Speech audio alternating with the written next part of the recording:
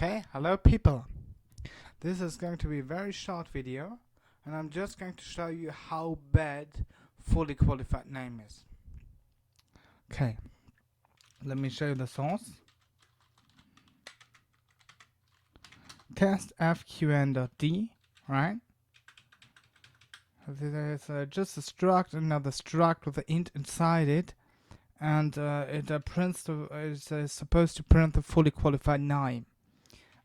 Using the full function fully qualified name. Alright, first let's comment out this pragma message and let's see how our compile times are without instantiating the template. So let's just time dmd test fully qualified name -c 15 seconds, not even 15 seconds. 15 milliseconds. 50 milliseconds. Super great. Beats GCC, beats Clang in compile times for simple code by a factor of 100. That's DMD for you, right? Okay.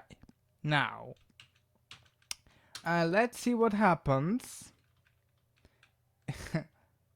if we do not comment in the pragma message but assign this to variable instead, so we don't pay the price for locking the output stream and stuff.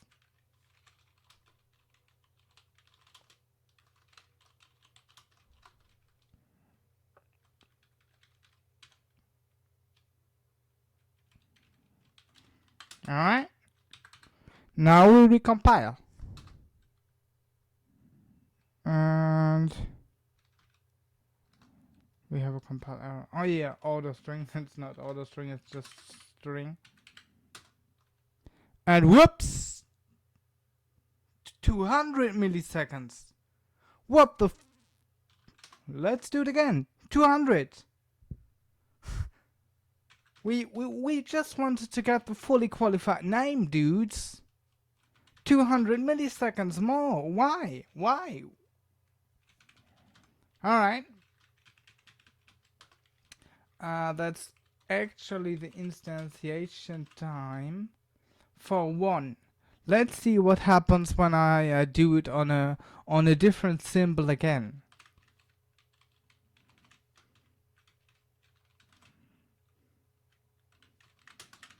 Alright.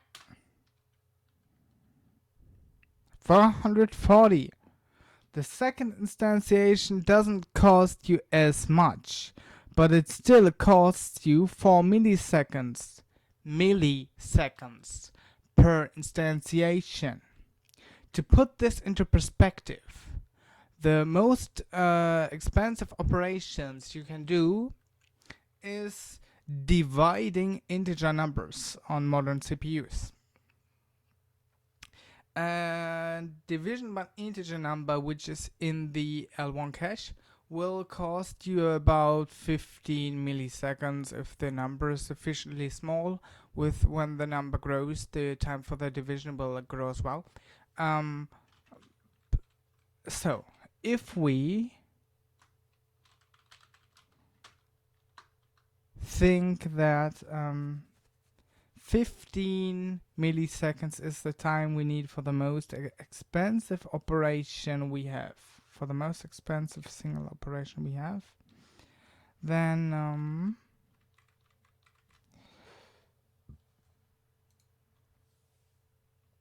let's go to Wolfram Alpha. Maybe Google can do too. How many nanoseconds are in a millisecond? I think the answer is 1000 squared.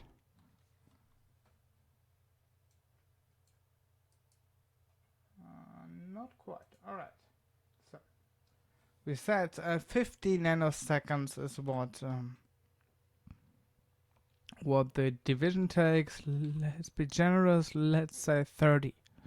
So we can fit 10 100,000 of the most expensive CPU operations into the time we need for getting the qualified name again. You can see this if I do the third time. Oops.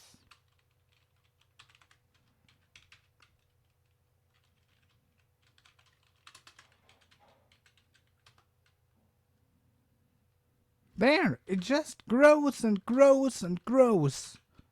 It's gross. So, what happens when we use a trait instead of that? I actually have implemented a method that can do this with the trait. There, let me show you how long the yeah.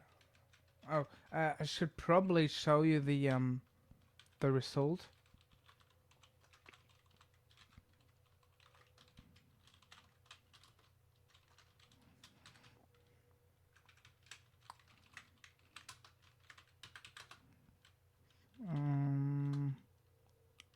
Where did I do something wrong again?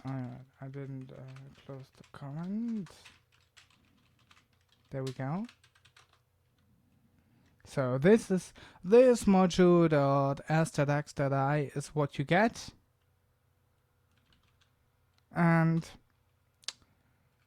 I actually implemented a trait that does the same thing. We will need to compile with a slightly different version of DMD, which will give us a lot of debug output.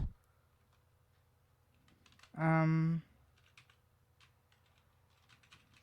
will be slower because of that.